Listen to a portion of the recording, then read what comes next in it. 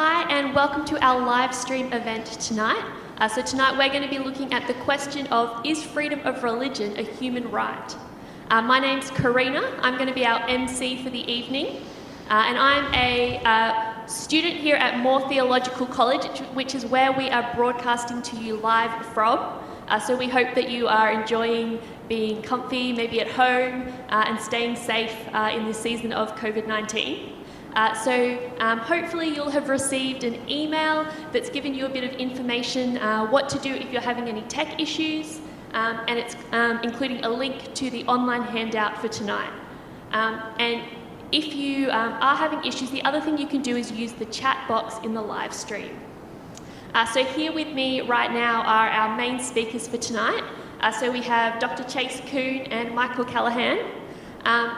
Chase, starting with you, you are, as of this year, the new director of the Centre for Christian Living. I am. Do you want to share with us just a little bit about what the Centre for Christian Living is all about? Yeah, the Centre for Christian Living is one of 4 centres at Moore College, and the centre in particular tries to bring biblical ethics to everyday issues. And so we're trying to help people think about what does it look like to live out your faith in this world. And we do that through a regular podcast that you can find through our website, as well as regular evening seminars like these. We try to do about 4 a year, and we try to tackle issues that are facing us in society, nearby here in Australia, but also globally. And so we try to offer as many resources to Christians as we can. Thanks, Chase. Michael Callaghan, you are the Executive Director at Freedom for Faith. That's right. Do you want to share with us just a little bit about what Freedom for Faith is, what you do? Sure. Freedom for Faith is a Christian legal think tank, and we just exist for one reason. We want to see freedom of belief better protected and promoted in Australia, and so that's an interesting space. It's kind of the intersection of theology and culture and law and politics, and we're kind of in the middle of that mess, trying to have a better conversation, trying to nudge legislation in a better direction than it might happen if we weren't there. Thanks. So tonight, just to give us a bit of an idea of where we're heading, the shape of our night is going to be kind of in 3 parts. So we're going to start by thinking about what are the issues involved in this question about, is freedom of religion a human right? So Michael's going to talk to us a bit about our Australian context and why religious freedom is such a big topic at the moment. And Chase is going to help us think through some of the biblical foundations that we need to keep in mind when we're discussing this topic. And then as we move into our second section of the night, we're going to be thinking about what are the practicalities of all this? How does it help us in our everyday living as we think about religious freedom? How does it help us think through current events and situations that relate to religious freedom? And then finally, in our last section, we're going to have a time of Q&A where it will be over to you. So you'll have a chance to be submitting questions that you can put to Chase and Michael, and they'll have a go at answering as best they can.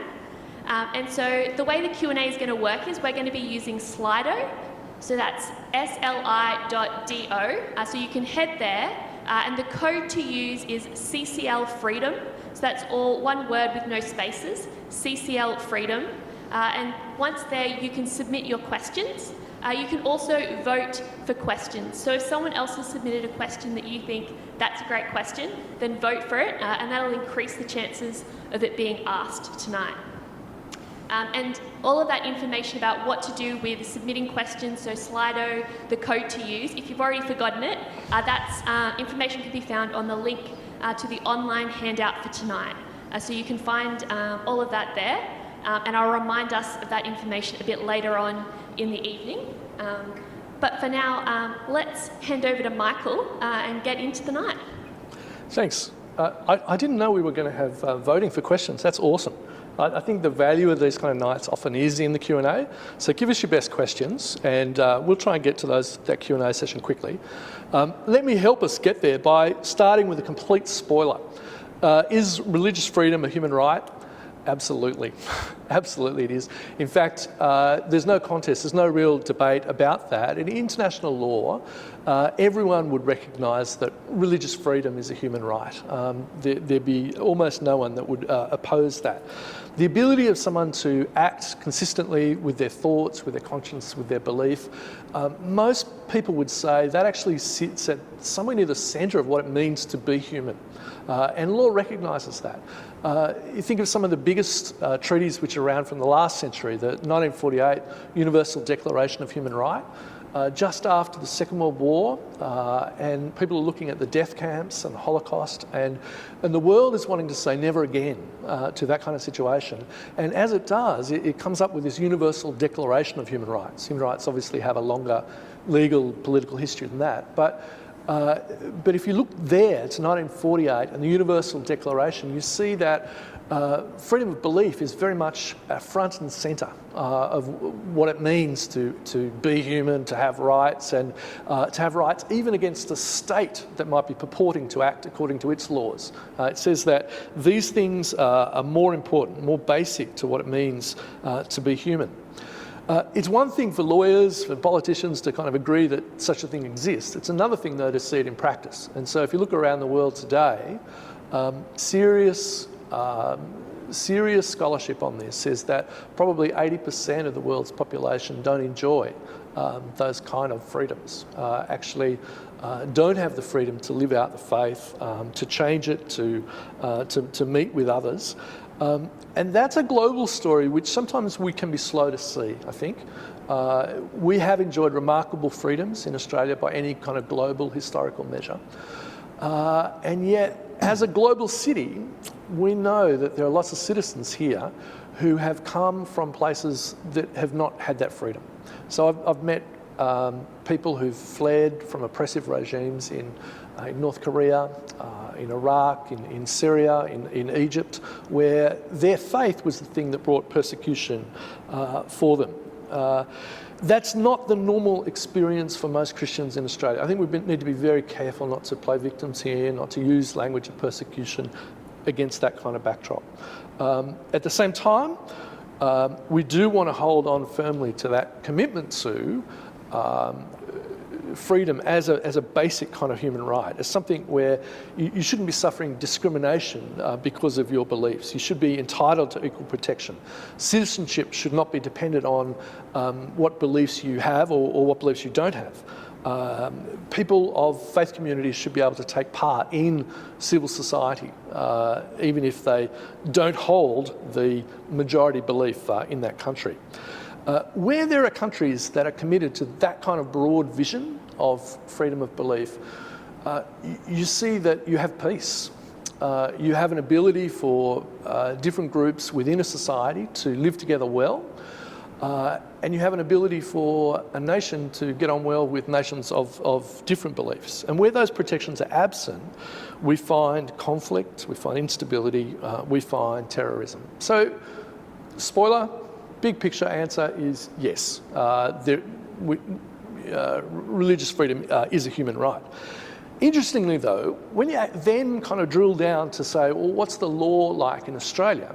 You see there's almost no protection of religious freedom, by the lawyers at least. So if you look at our Constitution, section 116, there's one provision there that says the Commonwealth shan't make laws that deal with religion in these kind of banned ways, but there's nothing that gives rights to individuals, nor is there anything there that would stop a state government from acting in ways that would protect people.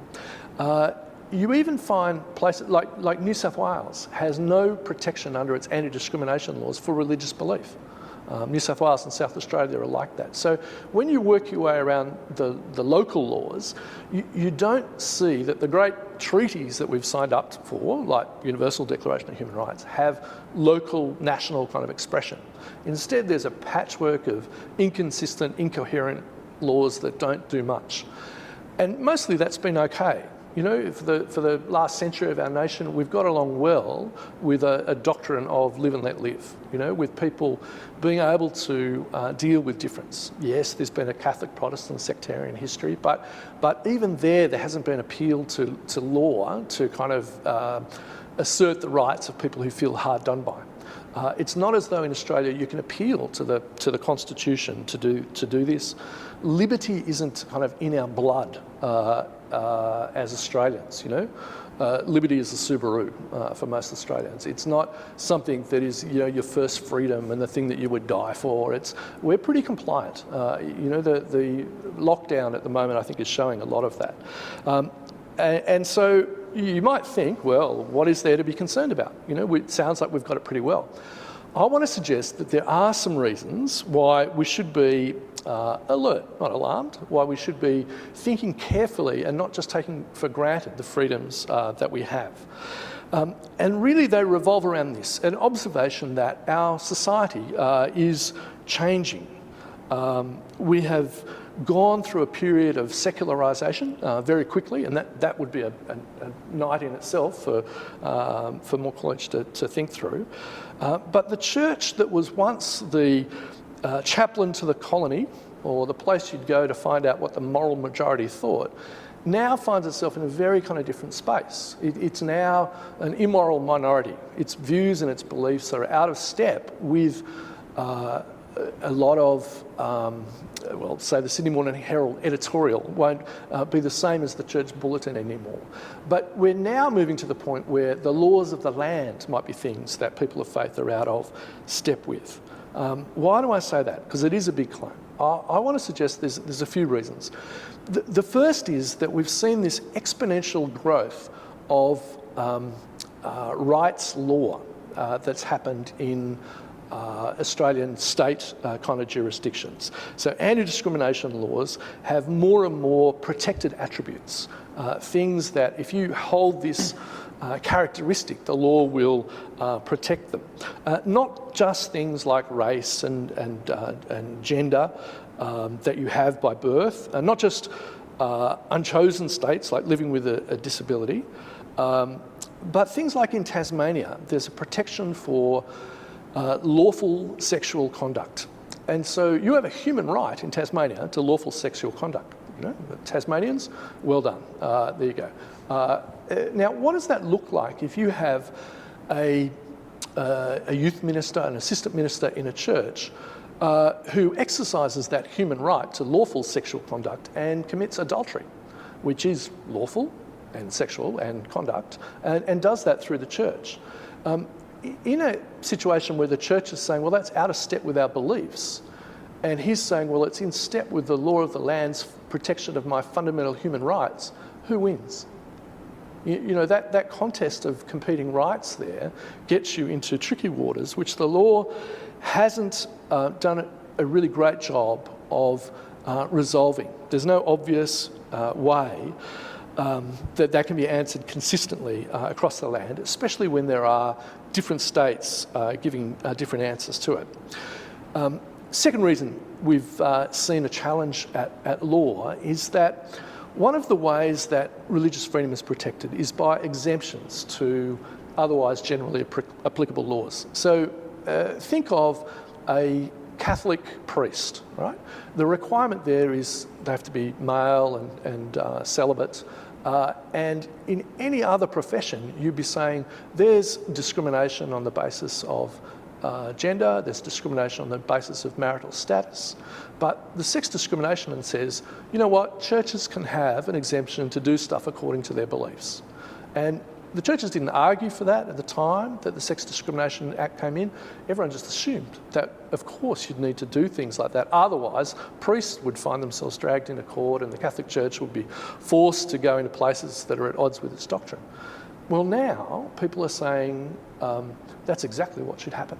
So the Human Rights Commission is saying, well, that kind of discrimination does look at odds with Australian values, and maybe they should just get a temporary permission to do something like that, which we will give or not give.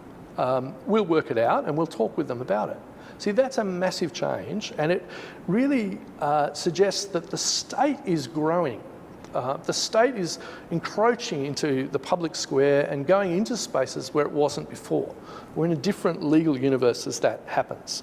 There are people who are actively campaigning for the removal, not just of those exemptions, but any way of protecting the rights of faith-based groups to operate according to their beliefs. I don't want to be dramatic in saying that, but it really is where we're at.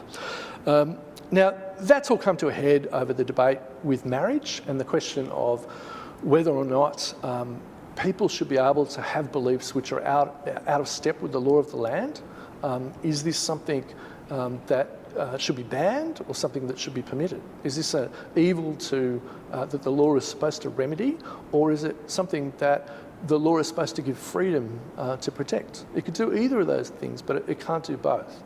And the debate since that marriage debate and same-sex marriage has been around those kind of issues. We've had 3 years of many, many inquiries. We're appearing before the state upper house on these questions again in a couple of weeks. And as we do, there is a hostility towards religion and its ability to speak into areas which are contested. Now, I've talked a bit about sex tonight. I can talk about other things, but obviously there's areas like relationships with other religions or questions of life and death, euthanasia kind of questions, where people just don't agree. How does the law deal with that disagreement? The last thing I'd say in terms of why we're in a harder spot is to say that there's actually outright hatred which is being expressed towards some religion, and I think with this we look to our neighbours who are Jewish and who are Muslim and who are suffering a lot more from anti-Semitism and from violence against places of worship. And we saw the terrible events of Christchurch, which could just as easily have happened in Australia by an Australian. You know, we are in a world where some people go to a house of prayer and find it covered, the doors, they're covered in blood and a pig's head at the door, you know. That's not a pretty place to be, and it speaks to a discontent in the Australian soul, one that we need to really think about how we remedy. So the lawyers have been trying to do that. The lockdown has seen the religious discrimination bill go into hibernation, but that's had the focus of political attention for the last couple of years, and we've had really good opportunities to speak with the Prime Minister, with the Attorney General, with his office, with a bunch of different faith leaders to really put the case for robust protections of freedom. We're up to the 3rd edition of that bill. We're not going to see any action on it until this terrible COVID-19 is dealt with more. But when we do, there's real questions there that need to be resolved that are legal, but at a deeper level are actually cultural. It's about how we deal with difference. So rather than kind of getting drawn into the detail of what that bill does and doesn't do, that may come with question time and with some of the examples. I think I'll wrap it up there to say, yeah, we absolutely, in talking about freedom of belief, aren't asserting something which is crazy, but are going to the very heart of what it means to live in Western liberal democracy, where differences are tolerated and space is made for the other. Thanks, Michael. My hope is to really piggyback on what Michael's been talking about in our society and actually lay out a foundation for us that is grounded in what the Bible tells us about humanity. In some of the ways we were talking, Michael and I went to dinner this evening, we were talking about the protections and provisions that do or don't exist in society here. And there is no foundational Bill of Rights per se. There is this live and let live mentality. And because of that, there's actually challenges to when we want to reason about what is actually foundational to what a human being is and what should be protected or permitted, etc. And so I'll give you an anecdote from this. I was giving a talk in a particular setting, and there was one man who said out loud in a question, "We would all be right if we never let Muslims in Australia. If we could just go back and stop the Muslims." And I paused for a second, because all of us were a bit shocked and offended, I think, because our conscience and our political correctness was, around. And I tried to turn the temperature down a little bit, and I said, well, let's think about what you're actually saying here. Let's reason about what you're saying. You're saying there must have been an Australia that was purely Christian at one point in time. You're saying that what would be best is if everybody believes just like you, and I'm assuming you think that your position is the best one. Now, the only way to actually get there would be to get everybody on side with your position exactly, or to embrace a totalitarian state. But what if actually God's design for the world was something of a plurality of nations and expressions and beliefs in terms of an inherent freedom that people actually choose to believe according to what they want to believe and actually live according to their conscience? Early in the Christian church, there was a lot of persecution around, and one of the early church fathers was a man named Tertullian. And Tertullian was trying to address the persecution that was coming because the emperors didn't like that Christians wouldn't worship the emperor. That is, in order to give allegiance to the emperor, they were meant to deify the emperor. And Christians said, look, we're not against the emperor. In fact, we're prayerful for the emperor, but we cannot bow down in good conscience. We believe that Jesus Christ is Lord, and he is the one that we will obey and serve.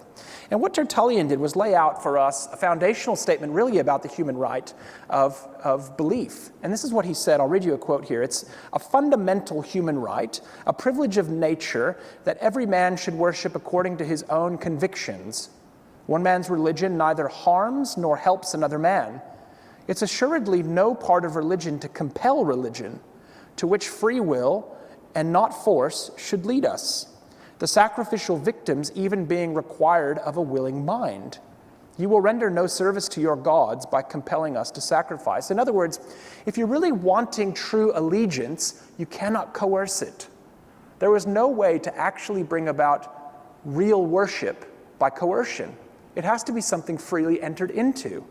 And he's trying to say we can worship our God and still give due respect to you as an authority. And in fact, Tertullian in his letter goes on later to quote basically Bible passages that support this very fact. And so my hope tonight is just in the next sort of 8 minutes or so to give you about 3 theological principles. There's no one biblical text that we can turn to that says every Christian should be able to worship as they choose. The Bible doesn't do that for us. But what we can do is make an argument for it theologically as we draw conclusions from what the Bible teaches us. And I'll give you 3 quick points that I think will help make this case. The first is that God made human beings with agency and dignity. Now, those are pretty loaded words, agency and dignity. What I mean by agency is that we have an opportunity to make a decision and act. We can decide something and we can act upon it. And so we are agents in the fact that we can think and then act accordingly. And likewise, that God actually made every single human being with dignity. Now, part of this was that God gave every human being a task in the beginning. In Genesis 1, verses 26 to 28, he gave humanity dominion over the earth, and he gave us capacity for expressing that dominion. He gave us the ability for relationships. He gave us a discerning mind, a rationality. He helped us to understand rules and a sense of righteousness. And he helped us to be able to even procreate so that we can keep filling the earth. Now, of course, all that man was imbued with, humanity, man and woman, were given these gifts, these capacities, were meant to be used in service to the Lord. But that was not coerced. That was asked of them, and they were meant to use those unto God freely. Now, humanity, of course, failed miserably, and they believed a lie, and everything went awry because of that falseness that they lived according to. But one thing that God didn't do was remove dignity from humanity. God actually upheld so many of these faculties that humanity enjoyed, and he allowed them to continue on living, even in a modified kind of task in the world. And he gives us this in Genesis 9, verses 1 to 17, really. He spells out a whole second wave, if you will, of what humanity is supposed to be doing in the world. But what happened, even though humanity had fallen, is that ongoing accountability to God was never taken away. And in fact, our ever accountable nature, that is, the fact that we will always be accountable to God, is in fact the mark of dignity. God counts us worthy of his judgment. We are his creatures and he is our creator. And this brings us to the second point, that God actually gives grace to all to live in his world. Now, the way that we have to think about this is, again, from Genesis 8, verses 21 to 9:17, if you want to look it up later. Every living being is given a structure for relationships, even in a fallen world. And one of the great provisions there is for the basic right to life. That is, that there is a protection for human life. And if life is taken, life is required. And so God is upholding the goodness of human life. Common grace is given for every single creature in the world there. And we see this all throughout Scripture, ways that God is giving grace freely to every one of his creatures for life in this world. Psalm 145, I think, captures this beautifully, especially in verses 14 to 16, where the Lord shows kind care to all flesh, and he grants a basic satisfaction to all creatures. Everyone can live and, in one sense, enjoy their life. That rain comes on both the just and the unjust because God is a giver that is kind. He provides graciously, but also the Lord gives particular grace to his chosen people. And these people are satisfied in a different kind of way. They know God in an eternal relationship, and they find everlasting satisfaction as they know him nearly. This, of course, comes through salvation that God brings to his people, delivering them from humanity's plight and leading them into that ultimate satisfaction of knowing him forever. And the third thing that God gives us is the gift of government to uphold good order for all. Now, this good order actually corresponds with this common and particular. And I believe there's a diagram that I use often in different contexts. It's a diagram in your handout that has some bubbles for you. There is God that rules over all creation, and you'll see the big bubble is a common bubble. But then there's a small bubble in there that's the particular bubble. We have all of the creatures living in God's world commonly, and then we have God's particular people, his chosen people, living even amongst that common realm, but in a different kind of relationship with God. They're never removed, though, from that common domain. And so we think about government in both common and particular ways. And what I mean by that is we have a civil government that is good. God actually gifts us state leaders. He gives us powers over us that are actually meant to administer justice. It doesn't mean that every single ruler always administers justice perfectly. That's not the case. The point is that there are leaders over us so that justice will be upheld. Romans 13 makes this very clear in verses 1 to 7. It talks about the ways that actually they keep in line, they approve good things, and they bring down evil things. That's the rule of the state. That's a good gift to us commonly in civil society. And then, of course, we know that there's a particular kind of governance that's good for God's people amongst the church. We have elected officials, if you will. We have people that have been ordained to this task to serve over spiritual affairs of growing us up into Christ and helping us live accordingly. Structure is good for us. Structure is good and even necessary for society. People have asked whether or not there would be government if there was never a fall. And the answer is yes, I think so. Because actually, as part of our relationships in the world and even our dominion over the earth, there is a natural way for us to be relating in structural ways. This is good for common order. Well, recognizing these divisions that I've mentioned to you of both the common and the particular is very important for us as we think about expectations that we have of different authority structures in the world. Christians should not expect that the civil government would become an extension of the church, nor should we expect that the church should become part of the civil government. In other words, we don't want to confuse these categories. This would be really amount to coercion or oppression. That is, if the state takes control of the church, they will coerce us. And if the church takes control of the state, they will oppress anybody, or maybe the other way around, I guess. And what we're trying to say is this is wrong. We shouldn't expect these things. There's actually a nice separation that happens. And Jesus himself honors this. He says when he's challenged by the scribes, whether or not Christians should pay allegiance to the emperor, he says, give me the coin. Let me see whose face is on it. And he says, render to Caesar what is Caesar's and give to God what is God's. There is actually a division there and actually right authority that Caesar would have over us and that we should be doing our civil duties, if you will, to be good participants in society. This is also reaffirmed in other passages where in 1 Peter chapter 2, for example, verses 13 down to verses 17, we are told that we should be subject to every authority, that it's actually very good for us to be living our lives out peaceably, being good civic citizens. And in fact, we testify in ways to God's goodness and even testify to the grace that we've received and the ways that we do live. We are not people out wreaking havoc in society, but we're living freely and not abusing that freedom as we live out our lives. I think the caution I would give to us is that we respect both authorities, civil and church, and that we want to make sure that we don't overextend authority in either direction. It's important that we remain right perspective, that there is one king who rules over all, and he will reign forever in truth and with justice. But for now, he actually appoints different kinds of leaders for our good. And as we await this king and his kingdom, it's important that we recognize the good provision that God has made for a pluralistic society, one in which each human agent is upheld in their God-given dignity. That is, people are still allowed the free exercise of believing what they believe in their hearts and acting according to their conscience. That's what God has given for us. Freedom, of course, must be maintained as a basic human right because it's only in a truly free environment that genuine worship is possible. So even as we want people so badly to know the Lord Jesus Christ, they will only truly know him and worship him when they are freely given that chance. They cannot be coerced.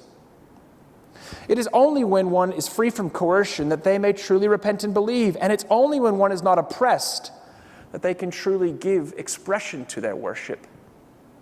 And so we ask that the Lord, of course, would long grant freedom for all to worship and believe as they choose, recognizing this gift of agency is a mark of dignity, one in which we will all be ultimately held to account. Thanks. Thanks, Chase. Thanks, Michael, for that. So we've oriented ourselves with some of the key issues when thinking about religious freedom, particularly thanks for helping us think through the context that we're in, Michael, and to Chase for some of the biblical principles that need to shape our thinking. But let's talk practicalities. So maybe just to start with, I think when we're thinking about religious freedom, hate speech, that's something that comes up a lot. So one man's religious opinion is another man's hate speech. I guess, when does speech cross over from merely being a disagreement to actually being hateful, to being hate speech? It's a great question. I can feel you flicking it. Yeah, no. I think it's a good one. I think, we could easily go straight away to the Israel Folau case, and I think maybe we should go there in a moment. But I think we should be careful here. Everyone is a victim today, and I guess one of the things we were going to tell you is that Michael and I have not rehearsed anything we're going to say right now. We wanted it to be a genuine conversation, and so if we're fumbling about who's going to answer what, it's because of that. We want it to actually be a free engagement about these things. But Israel Folau is something we should talk about in a moment. I'd love to hear from you about that, Michael. But I guess one of the things I'm cautious about is anything that disagrees with me becomes an offense to me and therefore hatred. Yeah. And I think as we even talk maybe in a few minutes about something like persecution, what is real persecution versus disagreement and dislike, and how does that actually play out? But why don't we go right to the hot topic of Folau? You've been involved with that? Yeah, well, from the sidelines, if I can use that pun. But it's interesting seeing the way that Rugby Australia mismanaged that whole episode. So I think the kind of speech that Folau came up with comes up in all sorts of different contexts, for all kinds of different organisations, and plenty of other organisations have managed to deal with it in a way that kind of separated the employee from the corporate position and didn't want to have the corporation saying to its employees, we own your soul and you'll only speak in ways that fit with our corporate mission statement. Any kind of sporting code or company that wants to do that is going to find themselves in these really, really tricky situations. And I think particularly because, you're right, we do live in a society which more and more people are holding on to kind of their rights, and we get a lot of victim language. And hate speech there can become just speech I hate. And that bar is far too low. What do you mean by that? Give us an Well, example. we see it online all the time. So, if you don't switch across to Twitter, but were you to do that, then you see people making claims that, a mere disagreement, even one that may cause offence, is hate speech. Yeah. The law has never gone that far. The law has been pretty careful to say it's actually about incitement to violence. It's actually, even if there are difficulties in drawing that line, that's the kind of territory we're in, rather than kind of mere offence. Once you have mere offence, and it becomes subjective, and who knows where to stop. So one of the things that this Commonwealth Bill on religious discrimination does is picks up the kind of worst of those acts around the country in Tasmania, where offence alone is enough, and it says, well, no, the bar is going to be higher than that. And really, I mean, you've made a really helpful point. I mean, something so subjective as offence, I mean, who knows what's going to offend somebody and what offence actually looks like, whereas hate speech that is inciting violence is of a very different nature, isn't it? Yeah. We saw this at Westboro Baptist, for example, which is a very different kind of language than disagreement. And we've got to be careful too that I'm talking about what should the law of the land be in terms of what speech is allowed. It's not necessarily saying, here at Moore College, how you're training your preachers. It's not speech that's encouraged. Yeah. So we want to have, Christians actually want model good speech. And be miles away from kind of hate speech. The question though becomes whether you're allowed to have any kind of differences on matters which are controversial. And the fact is, we're in a multicultural society where offence is not going to be read the same way, even across this city. Different cultures, different places are going to think differently about what causes offence and what doesn't, and where that line should kind of be drawn. Yeah. And I guess what I'm thinking about in terms of our context as Christians is we're very clear that there is judgment in God's word for certain kinds of actions, certain ways of life, certain rejection of truth, etc. Being clear about that is not necessarily something that's ever done hatefully, because in one sense, we are not the ones that administer justice. Justice is something that we wait for, and judgment is something we wait for. We are not the judges of the world in that sense. Yeah, but in the Folau case, you actually had, if the leaked cross-examination is to be believed, you've got Rugby Australia saying that a photocopy of the page of the Bible could potentially be a sackable offence, speaking those kind of words, because they could just be an expression of bigotry. Now, at that point, Christians have no choice. I think, you're not allowed to be a Christian. But to stand up and say, no, Christian faith has always been public. Yeah. We're going to speak this, not with an expectation that everyone will disagree, but to use the law to start policing belief like that is something we need to be very wary of. Yeah, very helpful. So for Christians then, how public should we be with our beliefs?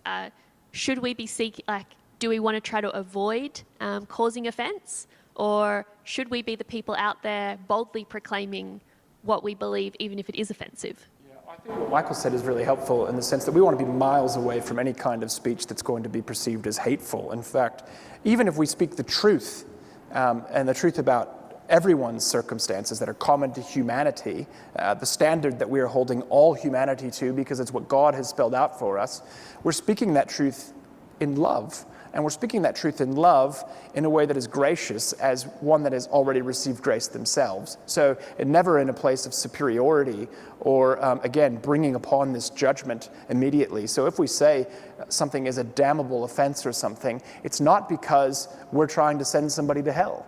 It's actually usually quite the opposite. I don't know if you would like to say anything else. Yeah, if there's going to be offence, let it be the offence of the gospel, and not the offence of you just being an idiot, or being offensive for its... Yeah. Some people are just awful, and don't be that person. Yeah. But your first question, though, was about how public should we be? And I reckon that's a really sharp question, because that, for me, is the very first question that the church needed to work out. Before Pentecost, the disciples say to Jesus, "Are you going to restore the kingdom?" You know, is that going to happen in Jerusalem? Do we start ruling now? And so, you know, they're ready for the kingdom to kind of happen. By the time you get to the end of Acts, you see that Paul is under house arrest, but the gospel has gone to Rome. Why has that happened? Well, because it hasn't been, they've said no to a private faith at every step.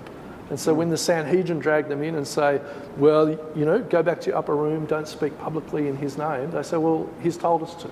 We've got a message to proclaim. And so the Christian faith has only and ever always been, you know, it's been public. With that has come persecution and a lack of power and things like that. But that's okay. That's situation normal, I think.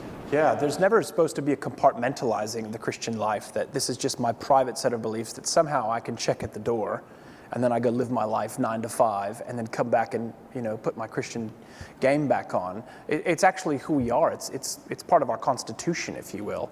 And I think that has to be done respectfully. I think one thing we have to be clear about is that a public faith isn't necessarily trying to seek to make a state faith. So in other words, just because I live out my faith freely and I want the most people around the world to join me in the faith, I only believe they can do that when it's freely a choice for them. And so I'm never actually hoping for the state to be the one that is bringing this religion to bear. So even though it's as public as it can go, and I hope and pray that all of Australia is glad to publicly be Christian, I wouldn't necessarily then want the government to be Christian. I guess trying to hone in a bit more there. So we've talked about how we want to be faithful as Christians in how we live, and that we're living in a society where we've got people with very different views to us, and so perhaps their morals are very different to what we think is right. We've got kind of ideas about what does that mean in terms of the legal aspect. But in a more general day-to-day, as we interact with people, how do we respect people who have very different morals to us? Do you want to say anything about disagreements? Yeah, look, I think we start by acknowledging the diversity which is there, that, yeah, people genuinely do have different beliefs, and we're to love neighbours with different beliefs, you know. That has to be the starting point, and I think relationship comes with that if you're loving your neighbour, then you're getting to know what makes them tick, and they're getting to know what makes you tick, and there'll be questions and answers, and it goes back and forwards. And you don't see that that diversity, that difference as a threat, but as a given, and as an opportunity for you to kind of live out your faith, and for them to share their faith with you.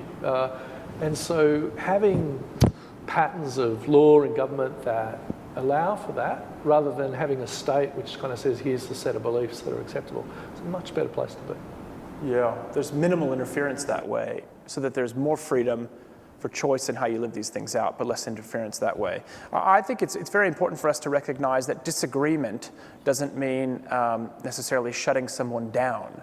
So being able to have an open disagreement with somebody is a very powerful thing, and I think what we've lost so much today is the art of dialogue and reasoned expression about why we believe what we believe. And so we've gone down to just this shouting match of, this is kind of what I want, and I'm going to shout at you and call you names unless you take what I say. And it just silences the conversation rather than opens it up. But actually trying to have a robust discussion about these disagreements is a really healthy thing for society. Yeah, and it's more than just kind of legal permission to structure things that way. It's more than a kind of philosophical commitment to engage on that terms. It's about hospitality at that point, isn't it? Like, it's actually about getting to know the other and understanding who they are and what their hopes and dreams are. Yeah. Yeah, I mean, we could take a very... Talk about mission. Yeah, well, we are. I guess we are in some ways, because how do we live amongst a society that's not like us in our fundamental values? Well, there are many fundamental values, first of all, that I think we need to tap into. I think it's actually a very good starting point. And I think actually what the Bible affords us is a picture of a common good for all, irrespective in one sense of the belief. And so God has actually framed up the world in a way that we can tap into, I think in many ways with conversations around natural law, and quite a bit that's recognized across faiths in some ways, that gets us some basic building blocks for structuring our society together. And one of those, I think, is what we're coming back to with freedom of religion and living according to our conscience. And part of that is then being able to have discussions so that we could freely agree or disagree, so that somebody could truly opt in or out of belief. That's a fundamental right, I think, according to what the UN was saying 70 years ago. So you both, in what you've kind of just said, talked about there's a good in being curious about other people's views. When it comes to, say, our children, is it good and is it something that we should encourage for them to be learning about other faiths? I had this discussion actually with Akos Balag from the Gospel Coalition a couple of weeks ago on a podcast, because I was saying, I remember talking to a family at the school where my children go, and they said, look, we really want our children to be free. And they really were trying to kind of embrace the modern sort of zeitgeist. And they said, we're going to give them exposure to every major religion in the world and just let them make up their mind.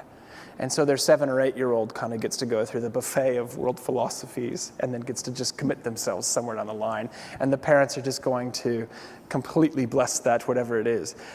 You kind of think, oh, that seems really lovely, doesn't it? It's actually very unloving, I think. What I would love to see is them taking a stand that I have the right to tell my children what they should believe in this house, and yet they are free to disagree with me robustly as they learn. But because I actually love the truth and want them to know the truth, the most loving thing I can do is give that to them. Again, I think we're so afraid of actually giving somebody a position that we're saying they have to be able to have anything they want, and I can't tell them that they should take something or not, which is counterintuitive to a freedom of religion discussion, I think. Let me give you the 3 rules of how you should be a Christian and raise your children. You'd be game to do that, wouldn't you? I think it's one of those things where people are going to differ. And part of it is how you view that school space. Is it something where it's a shared space that you have in common that's not the home, and it's not just out there, but it's somewhere where life is shared between families with different beliefs? Is that something that is, and a lot of Christians have gone there, where it's so the raising of children and the knowledge of the world is so foundational that Christians just start schools, and so we actually want you to understand kind of how the world's to be understood, and therefore we kind of bring that in. So it's a complex question, but I think we've got to do it without fear. I think that's got to be one of the starting points, that truth wins out. That we shouldn't be afraid of people. And we should be open to be surprised. We've got a sponsor kid in Indonesia, and was able to visit him and see the school that he was in. It was fascinating going to a place that's majority Muslim, and the school, run by Christians there, run by Compassion, is there just for the poorest. Absolutely no discrimination between the different faiths. They just stand in the middle of the slum, which is there, and just say, as Christians, we want to serve our neighbours, and everyone comes. And as they do that, they actually get a picture of what Christians are on about. That was the biggest challenge I think I've ever had to thinking through. How do you think through raising, your children and school and those kind of issues? Well, again, and what I was saying a moment ago about how I want to be teaching my children a robust faith in my home, equally, I want them to be going into school and encountering other positions so that they have a realistic expectation of what it means to live in this world and to love people that are different than them. How to actually begin to listen to others and what's framing up the ways that they're thinking about life and what makes them tick. And so, And kids are at the coalface of some of this. So we've had a number of parents ring Freedom for Faith and say, in tears, saying, our kid is subject to bullying because they're wanting to take a stand for Jesus and say things which kids are great at being cruel and figuring out, how to make someone a victim. And so, they go straight to, 3 years ago, we had 8-year-olds being put on the spot. Where do you stand on gay marriage, Oh, yeah. 8, and it was the shibboleth of secular orthodoxy. Where do you stand on this? Give the wrong answer and you'll be beaten to a pulp in the playground, which I shouldn't be joking about. But and it was terrible for these kids. And what an awful way for the school to kind of introduce them to civics. And to say, hey, this is how we negotiate difference. We actually bully people into submission on it. Well, it's all under the guise of anti-bullying. So the whole agenda is we don't want bullying, so we're going to tell you the way that you should embrace every single position. And yet if you don't, you're going to be ostracized. Yeah. So how do you advise people with wisdom? What kind of wisdom do you give to parents on a wear it purple day or something? I listen a lot, and I think it's, again, like I started saying, here are the 3 rules. You can't do that. Like, I think it's hard work trying to work out what it means to be Christian in an increasingly secular, post-Christian world. And kids are just, as I say, the coalface of that. And we've got to help each other. Yeah. We've got to think it through. Yeah, we face this at our school, and we're really grateful for a lovely principal that listened well to us. We tried to show that we would listen to others, value difference of opinion, and we actually appealed on the basis of rationality and difference of belief. So we said, look, our children are too young to be exposed to an agenda that is highly sexual and is going to introduce them to sexualized themes far too young than they're ready for.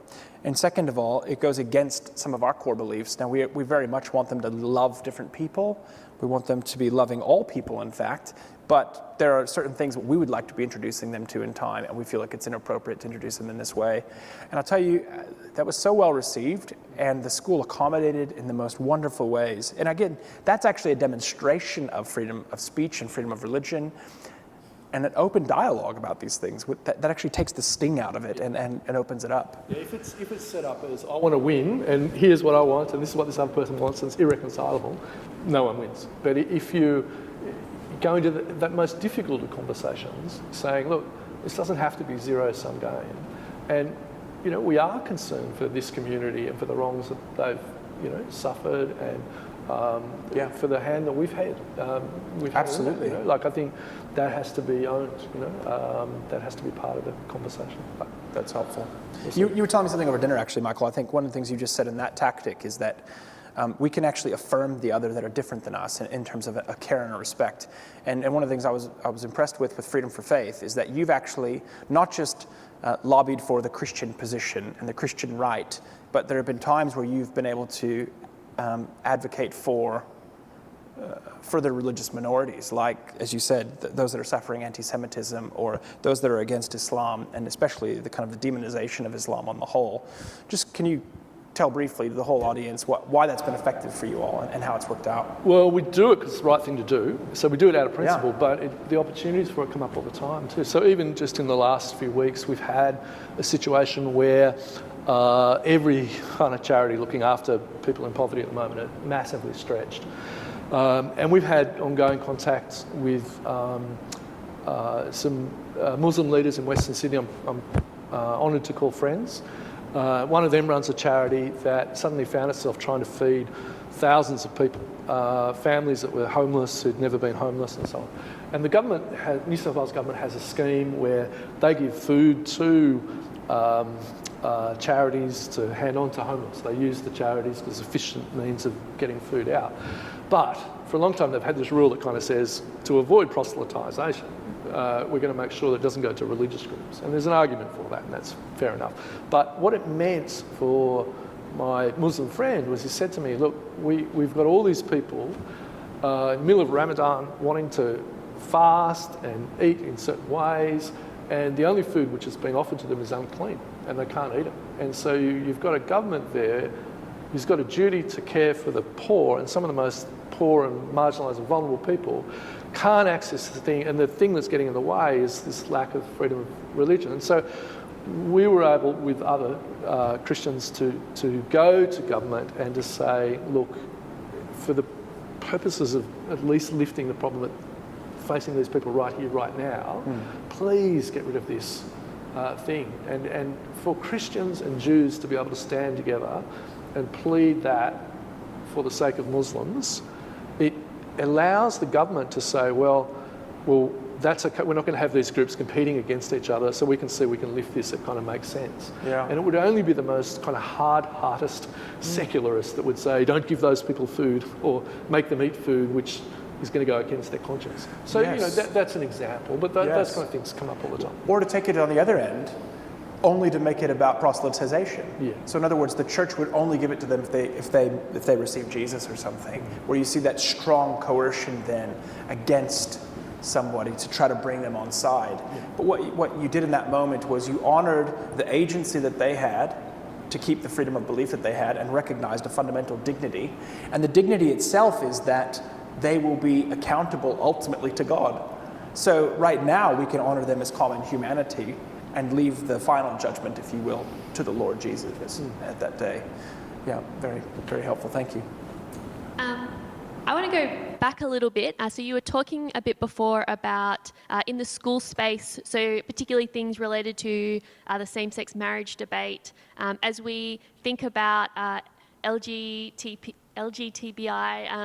and kind of, I guess, rights around sexuality, what do we do in situations where there are competing rights? So we want to talk about religious freedom as a human right.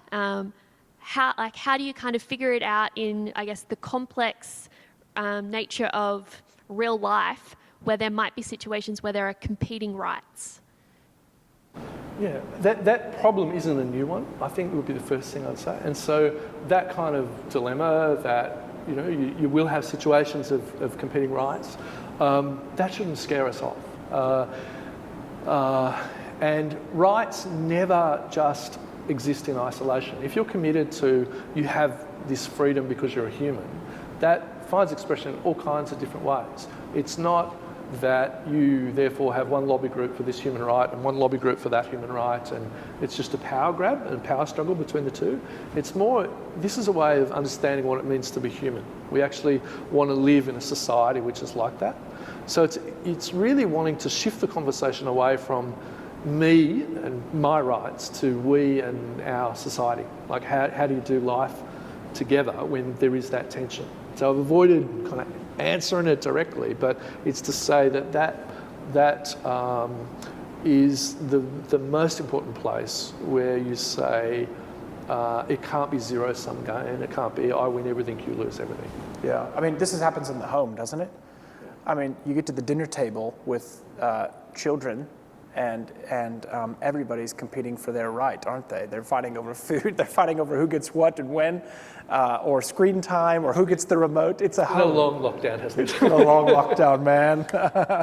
Yeah, we're glad they're back at school. We love them, but we're glad they're back. But this is it. I mean, this is living with other people, and in some ways, there's always that need to give as much as there is to receive, and to recognize something in the other that needs to be appreciated.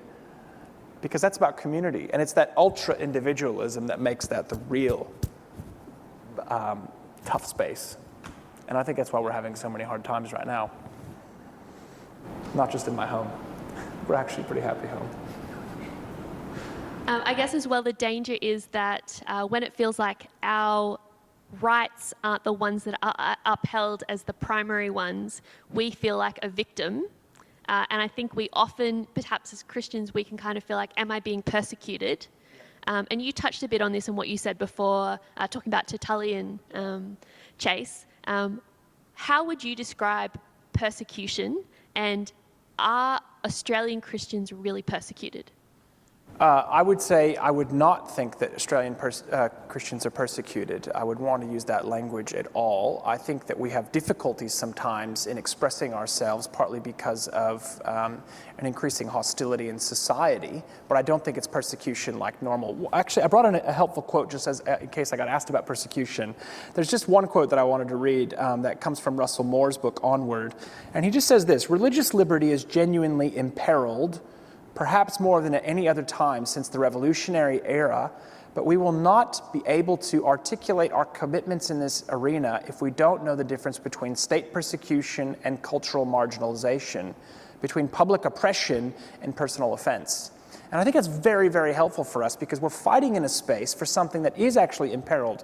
I mean, I think Michael's made a very good case about ways that we are seeing freedom threatened and even diminished in society in very key places that we need to keep contending for and pushing out. But that's not tantamount to persecution in our context, as many others in the world know. There are many nations where people cannot actually freely live out their faith. And someday, maybe, that might be a future for us, but I don't think it's where we are now. And I think what we have to recognize is what Russell Moore has said, that actually feeling cultural pressure is different than actual state oppression. And also, I think being clearer about that will actually help us get further in the conversation. But you've been very cautious about the way that you speak in this space with Freedom for Faith. Yeah, we just don't use the word persecution to describe anything Christians are facing in Australia, certainly from the state. We just don't think it fit. I remember sitting down with a Iraqi bishop of an Eastern Orthodox church who'd been, kidnapped by an ISIS kind of group and lost family members, lost people in his church. When someone's been bundled up in a boot of a car and driven off in not knowing if they're going to live or die for their faith, that's kind of persecution. And that's not to say, well, the difference is whatever we're facing here doesn't matter. It's to say the opposite of that. It's to say actually they're the people who get why it's so important here that we don't take these things for granted. That's right. And that we are concerned about the freedoms which we do have. There'd be some exceptional cases. So I can think of women who are fleeing families where they've converted and that's seen their life threatened. But generally, I think we need to be very hesitant to use that language of persecution or to want to play a victim card here.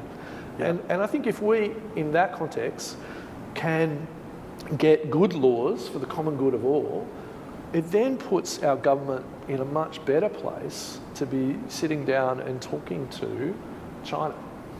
Yeah. To be talking to Indonesia and to be saying, look, this is how we deal with people who hold different beliefs within our society. If we can't get our house in order here, we've got no moral authority at all to speak to anyone else. Yeah. That's very, very helpful. I think as well, it's kind of like thinking about sickness in some ways. You don't call everything terminal in illness, but it doesn't mean that you neglect the onset of other illnesses as if they're not a problem. So you still deal with the problem, even in the right scale. So if not, it can become a very, very terminal illness down the track if you don't address it immediately. And so I think that's the same way here. We don't want to call it terminal as if it's persecution that's going to be fatal to us or something like it is in many other contexts. And yet we see the seeds already sown, if you will, of what could compromise so much that we enjoy. And we have an opportunity now to be fighting for the good of society. And that is for everyone in society. We really believe that. So tonight we've been talking a lot about the importance of protecting religious freedom. I guess one final question to kind of finish up this second part where we're having a bit of a conversation about the practicalities. Is there ever a time, or when, if ever, is there a time when we should draw the line on freedom? I think the best place that we can look to in the scriptures for what God has given to us for the authority of the state in particular comes from that common agreement, if you will, that he made with all of creation in setting out that structure for society after the fall. So if we look at that account with Noah in Genesis 9, there is a real protection of human life that's offered there. I mean, that is the boundary line, that we respect the life of the other. And so I actually think that when the state or someone else starts to threaten the life of someone else, there is a line that is drawn. And so I think that's why there's a helpful delineation there about speech that you mentioned before, about hate speech that would incite violence towards that end, or if there is that kind of an oppressive culture where your life will be at risk because you don't believe a certain way, that I think is where the state has problems and it overreaches or needs to step in. So that would be my boundary line. I don't know if you have something else. Yeah, we actually had a conference on this theme last year on the limits of religious freedom. But if you told me at that conference, or even 6 months ago, that every state government was going to ban Christians gathering together to worship or limit it to 10 at the moment, I would have thought you were crazy. But why do we see that? Well, because the state's got an obligation to care for public health of its citizens. Yeah. And so your right to worship is not a right to spread a virus. And so that will be a balance that will be hard to figure out as we go out of lockdown, but there's a great example of a limit of freedom. Likewise, you don't get to exercise your genuinely held belief that you should be throwing virgins into a volcano. Like there are some beliefs which we say are just beyond the pale. Like we actually don't want you doing harm to others like that. We can say as a society we're not going to go the way of multiple wives, even though other cultures and laws will do that. There'll be places where it's harder to work out kind of what that limit is. So should Sikhs have to wear motorcycle helmets or hard hats on construction sites if that's against their genuinely held belief that their hair must be combed and so on. So there are always going to be cases at the margin, but we can clearly say that the state has an absolute duty to protect religious freedom, but that protection isn't absolute. Yeah. Thanks, Chase and Michael, for your insights on what is really a wide variety of issues that we've kind of talked over. So we're about to head into our time of question and answer, Q&A. So just a reminder of what to do if you want to ask a question. So if you head to the Slido website, so sli.do, and you put in the code CCL Freedom, as one word with no spaces. That's how you can submit questions for Chase and Michael to answer, and you can also vote for other questions. So I'm going to give you a moment to do that now. So maybe you want to go to the website and do it now, and maybe while you're doing it, or maybe you're just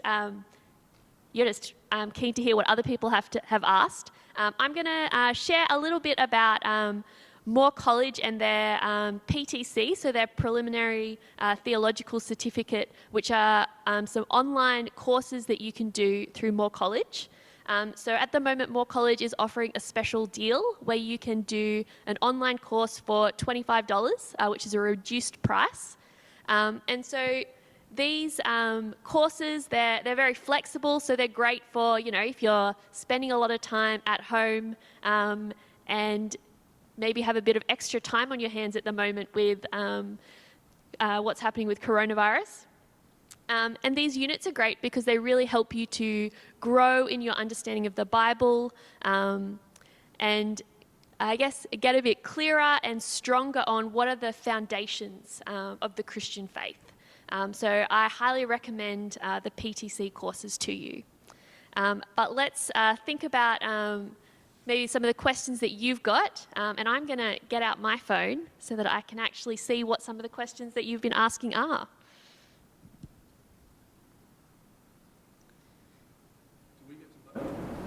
No. You were telling me about a journalist earlier that declined how many questions in a row? I think. Oh, no, our Attorney General. Our Attorney General, excuse me. I need to have a kind of watching brief on things he's saying, and was watching with admiration at his ability to go for about 10 minutes without answering a single question from a panel of journalists. Is that one of our rights this evening? That's the question, yeah. All right, to start with, what constitutes religion, and why does religious belief or opinion need to be singled out?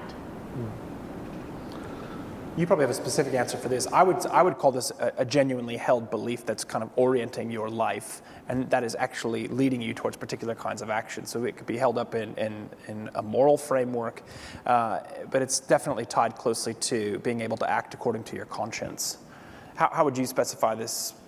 The High Court's looked at this because religious freedom is dealt with in the Constitution. They've needed to figure out what a religion is, and so they looked at it with examining Scientology.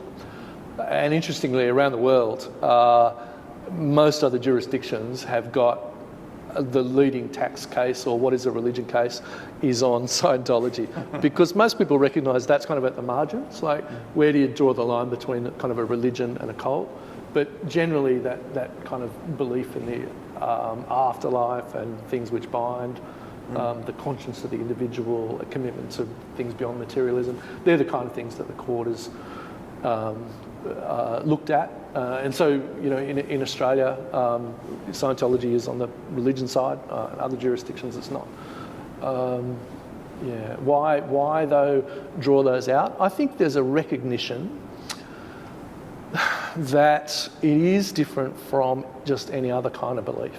There is something about religion which you can find in every culture and society that we've ever seen, that sociologists will agree this is the kind of thing which people are prepared to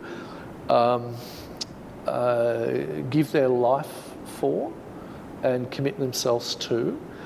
And critically, I think it goes to a sense that there's a higher duty owed to this set of beliefs even than loyalty to the state. And so in that kind of situation, it makes sense for the state to kind of smooth the way a bit for religion to try and avoid the conflicts which would otherwise arise. I think that's the something to live reason. by and die for. Yeah. So I've got a question from Emily.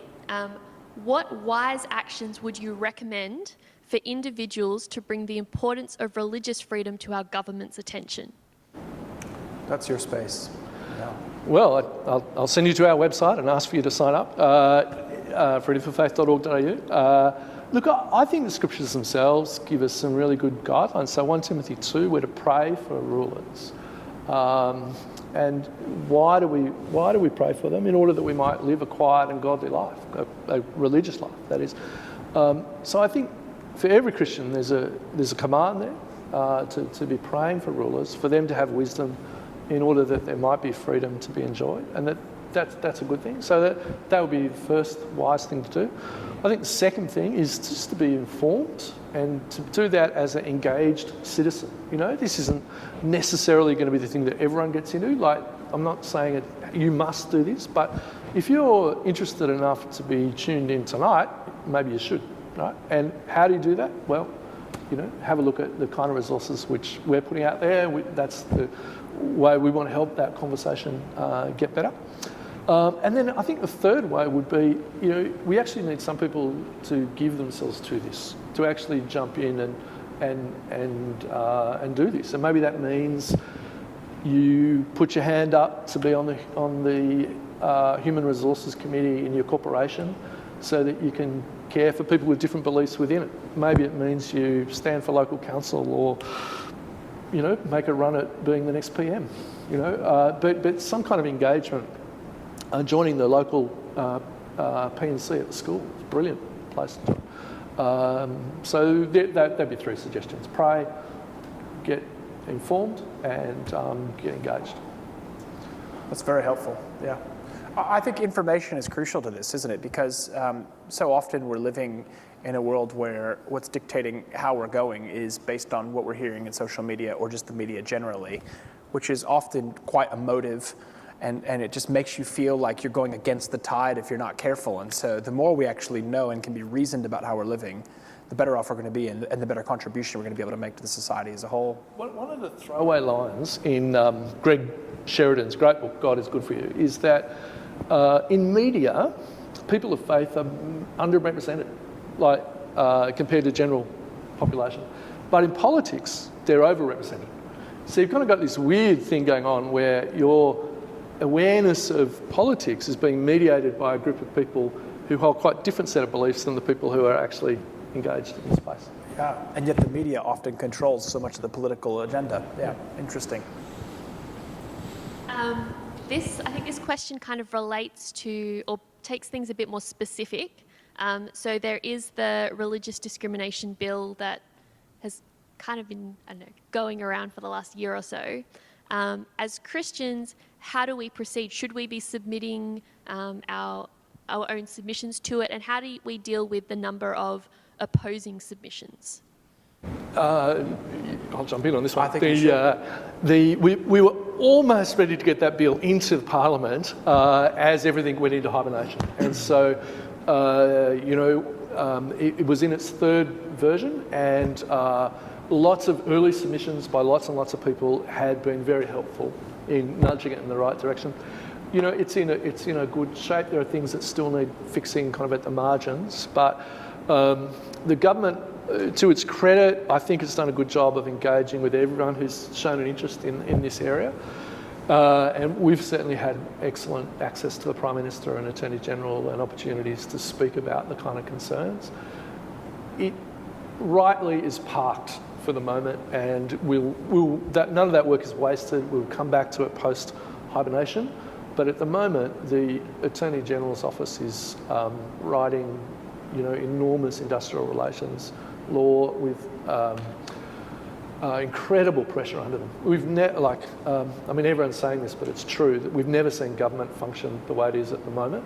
It's the closest parallel is war, and so things like the religious discrimination bill have just been parked for the moment, and we accept that, and we'll get back to it.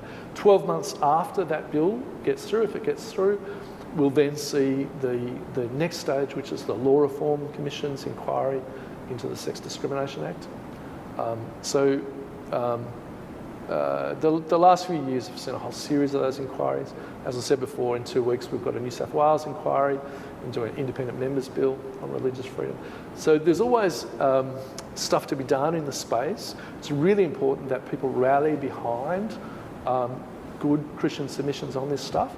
And it's important, the place we have in the process, I think, is trying to give better policy and legislative options than the government and its minister staffers might have thought of. So being able to do that across a wide range of churches and then across other faiths means they're able to deal with a huge stack of people by talking to us, and we're able to get some really well-networked Christian lawyers giving the best possible advice into the space. I was just going to say a plug for your website, freedomforfaith.org.au. There are some great digests of what's happening in the political space, where you can get quite detailed legalese about what's going on, but you can also get, as I've said, more digested versions that are quite concise and showing some of the tensions that remain in the proposal and why the proposals are necessary, and I've been really grateful. It's been very informative for me, so I would recommend you looking at that website. So I'm going to go to a question from Austin. So we defend Christian organisations not hiring or firing due to employee beliefs or lifestyles. Should we defend secular organisations doing so due to an employee's Christian faith? So I guess the question's kind of getting at what's the difference? Yes, so the argument often is, well, if Christian schools can say they want to have Christian teachers, why can't Rugby Australia say it can sack Folau? Isn't that hypocritical? I think what the question is. I think that's the question. I think it's a question about what kind of organisation it is. Like, Rugby Australia exists to play rugby and to beat the All Blacks, and they keep failing to do that. And they need to concentrate on that mission and be better at it, and figure out how to get crowds once the doors are opened again. In doing that, they're going to need to have all the players they can doing it, people with all kinds of different beliefs, and a whole stack of them are going to be Polynesian Christians who have strong beliefs that are at odds with, some of the sponsors.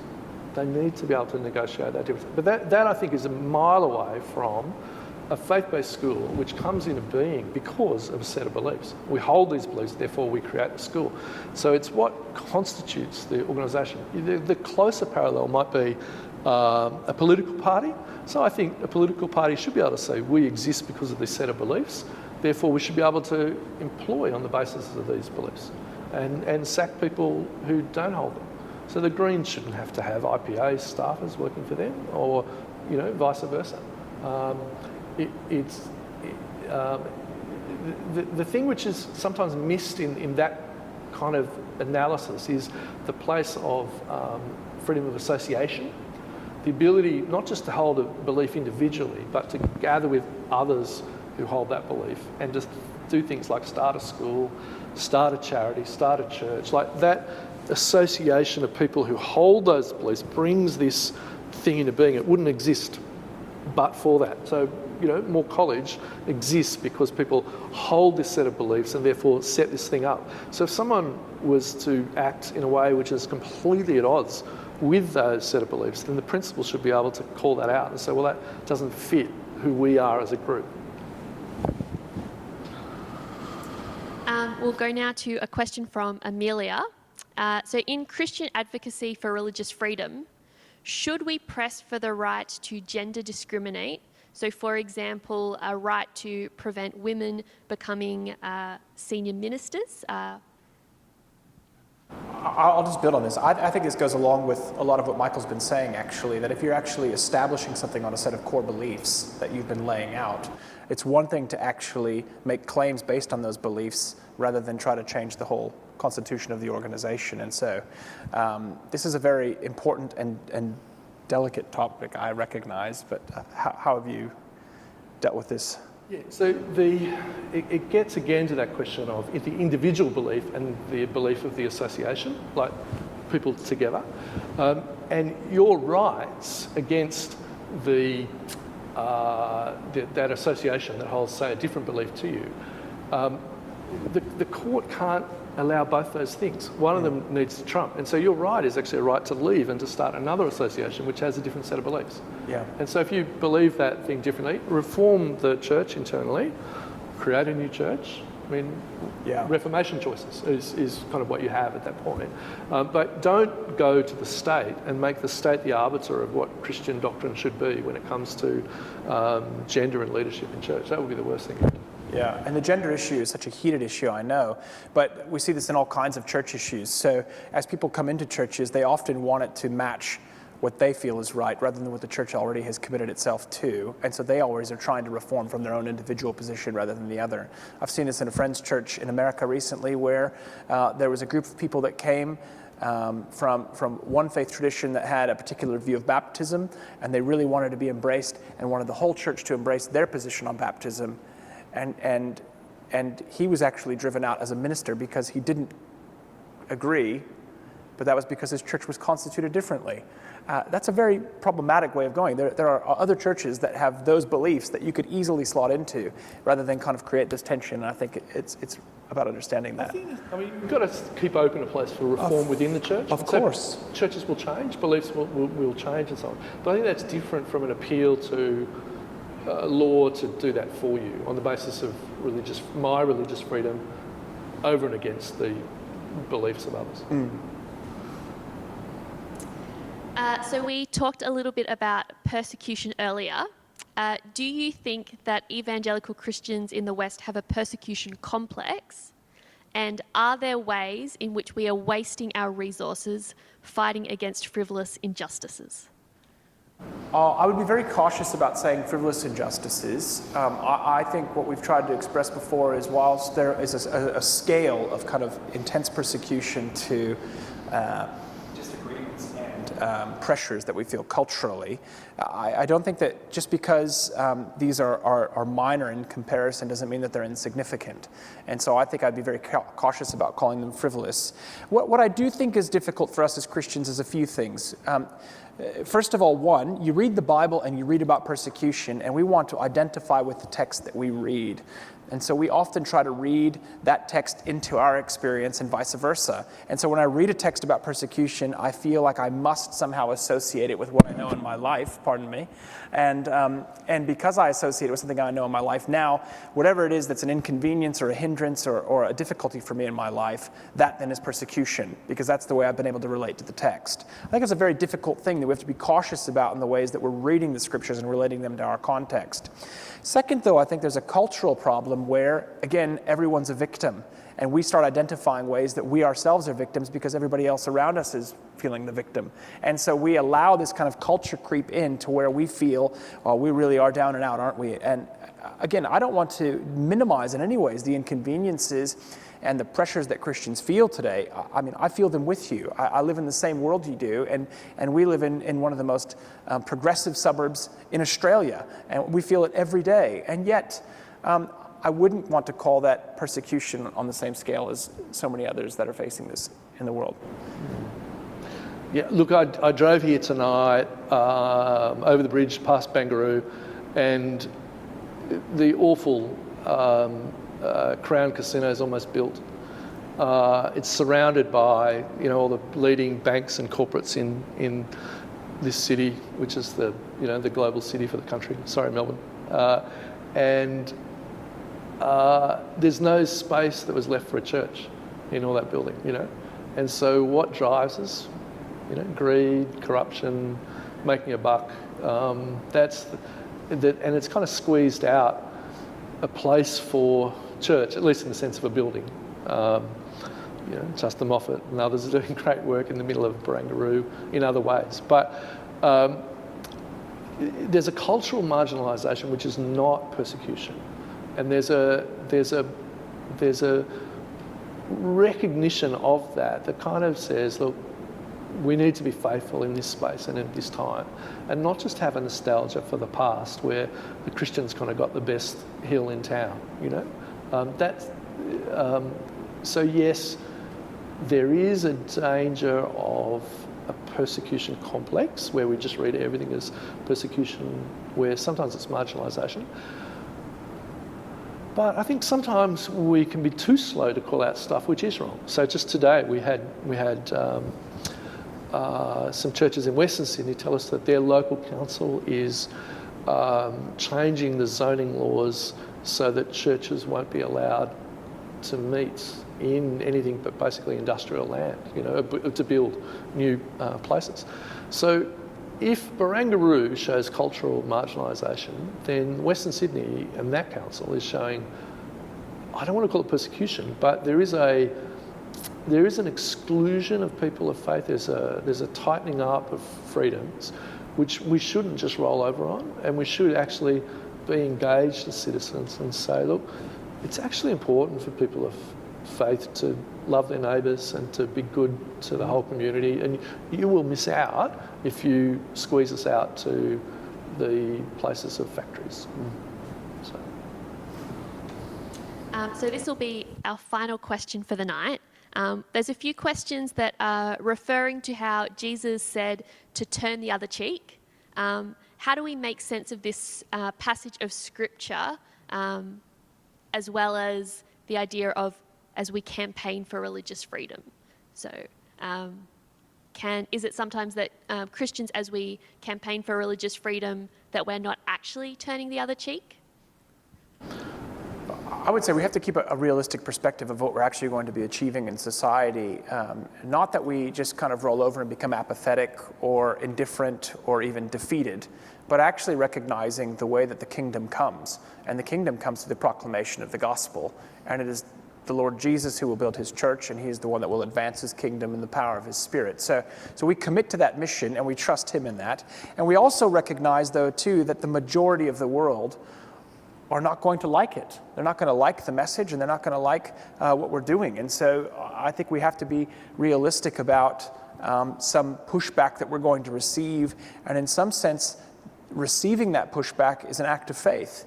That is, we commit ourselves to the message, and we commit ourselves to the Lord Jesus, knowing that it's worth it and that we have promises for life forever with him. And in fact, that actually provides a real comfort to us in the discomfort of the life that we will live, as hard and as awkward as it is to keep preaching the gospel. So I think that's at least part of the answer to turning the other cheek.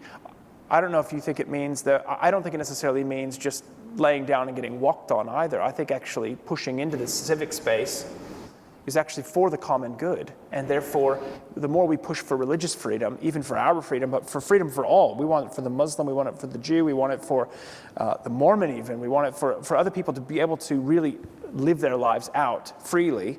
That's actually for a common good. And as we do that, we're actually pursuing what God has given to the world as a good thing for all society. You might also look to the example of Paul, reading through Acts, where sometimes he takes the beating and sometimes he appeals to his rights as a citizen. Yeah. But there's always a concern for it to be done out of faithfulness to Jesus and loyalty. The other thing is the first century world didn't have freedom of belief, just did not exist. And so the quote you gave earlier from Tertullian is the first time you get language of religious freedom. It's a very Christian way of viewing reality, which I think we can miss just how distinctively Christian it is, because it's obvious to us that you might have a loyalty to Caesar and a loyalty to God. And once you get that tension kind of in place, which Jesus sets up, then politics can't be the same. It's going to look different. Life in this world can't be played out in the same way. So turn the other cheek is part of that. Well, thanks, Chase and Michael, for all you've shared tonight, and thanks to everyone at home for the great questions that you asked. We're just about to hit 9:30, which is the end of our event for tonight. But as we finish up, there's a few more thanks that we want to make. So we want to especially thank Karen Beilhartz from the Center for Christian Living, and Andrea Jansen from Freedom for Faith, who did a lot of work coordinating this event and making it happen. And we also want to thank Moore College for their support.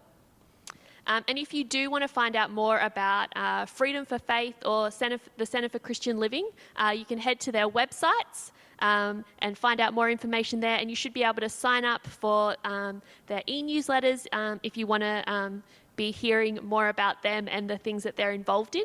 And especially with Center for Christian Living, any of the podcasts or articles that go up on the website. Something exciting to let you know about is the next event that the Center for Christian Living will be holding, and that's happening in August, so Wednesday the 19th of August. And we're going to be having Danny Trewick and Chris Thompson sharing with us on the topic of singleness and how we can think about this as Christians. So there's a bit of information that you would have seen in the online handout that you received the link to. So hopefully you can join us for that event. But thank you for joining us tonight. We hope you've enjoyed it. We hope that it's been good food for thought in thinking about religious freedom and the idea of it as a human right. And yeah, have a good night.